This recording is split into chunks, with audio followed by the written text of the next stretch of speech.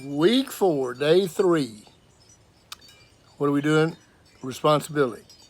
Page 32, developingcharacter.org, PDF file. The whole curriculum is there. You have the entire curriculum. All you got to do is look at it. And we're on we're on page 32 today, and the quality we're talking about is responsibility. Just a review for just a second. These qualities, where did we find these qualities? Did we just arbitrarily decide that we'd use these qualities? No. These are the qualities that were found in the 300 greatest leaders that have ever lived. And the think tank in Colorado said these qualities are what made Abraham Lincoln who he was, or Franklin Roosevelt, or Martin Luther King, or Helen Keller. But these are the qualities that they had. And one of the major ones they had was responsibility. You look at all of these people, the really great people. You look at the great people in your life. I'm not talking about the 300 greatest leaders in the world.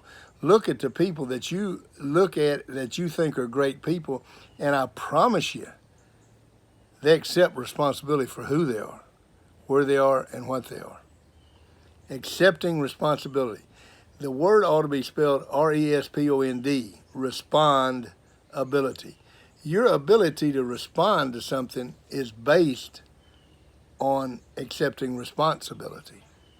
You can't respond if it's the referee's fault, or if it's your mother's fault, or if your skin color's fault, or anything like that. You can't respond if you don't accept responsibility. Story today. A wealthy home builder contractor had a foreman who had worked for him for many years. When the foreman came to him and told him that he was retiring, the contractor asked him to build one more house. Reluctantly, the foreman agreed, but his heart wasn't in the building as it had been. He used second-rate material and did not pay attention to the details. When it was finished, the contractor gave him the keys and said, "This is your house, my gift to you. Your life is up to you. You will get what you deserve, not what is fair." I had an academic advisor one time when I was coaching in college, and she used to tell the players all the time, don't ever use the F word, the 4-letter F word around me. Fair. She said, if you want fair, go to Dallas in October. There's no such thing as fair. You get exactly what you deserve. If you eat fatty foods, if you drink Cokes, eat potato chips, go to the fast foods all the time, you're going to get what you deserve. And it's your responsibility. You're responsible for what goes into your mouth. You're responsible for what comes out of your mouth. Make sure you pay attention to all the details. Don't be like this home builder. You see, when life is done, you get what you deserve. If you use second-rate materials, if you don't put the good things into your body and you don't take care of your body, then your body's going to come back and bite you. Question number 1. You get what you deserve. What does that mean? What do you eat? How you sleep? If you're planning on, if you have a test tomorrow and you stay up all night texting Margaret Ann or doing all this, how you feel the next day? Well, you're tired, you're beat. Did you get what you deserve? Yeah, you did. You got exactly what you deserved. That's the way it is. You know, the serenity prayer, and I love the serenity prayer, and it says this. It says, God grant me the serenity to accept the things I cannot change, courage to change the things I can, and the wisdom to know the difference. I'm going to help you. Do you know what you can change? You. Do you know what you cannot change?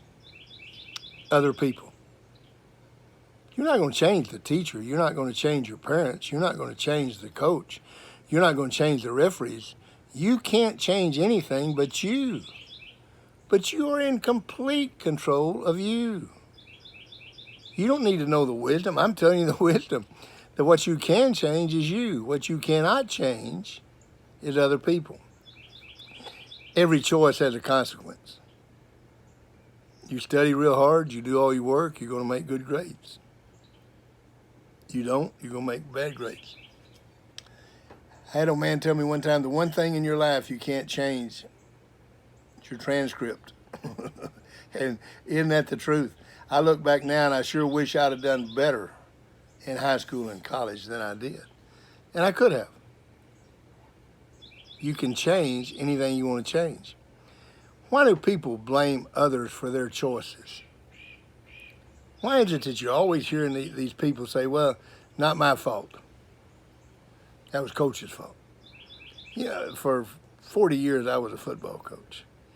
And I can't tell you how many times I heard somebody say, oh, that was a bad play call. That's what got us beat. That's a bad play call. Well, that logic means this. If the coach doesn't call good plays, we can't win. I used to tell the players all the time, I'm going to call about 10 good plays a game. And we need to make something out of those 10 good plays. I'm going to call 10 bad plays a game. And you guys need to make sure they're not real bad. So the responsibility goes from me to you. Now, it's my responsibility to spend all weekend coming up with a game plan. It's your responsibility to make it happen, to make it work. Last question. What kind of house are you building? Let me ask you, do you think the foreman had any regrets about the material he used or not paying attention to details? When you look back on the 33 years of your life or the 16 years or the 15 years or the 57 years, do you have any regrets? Do you wish you would have used better material? See, just like that guy was building a house that became his, you're building a life today that you're going to have. Accept responsibility for it and make the right choices. See you tomorrow.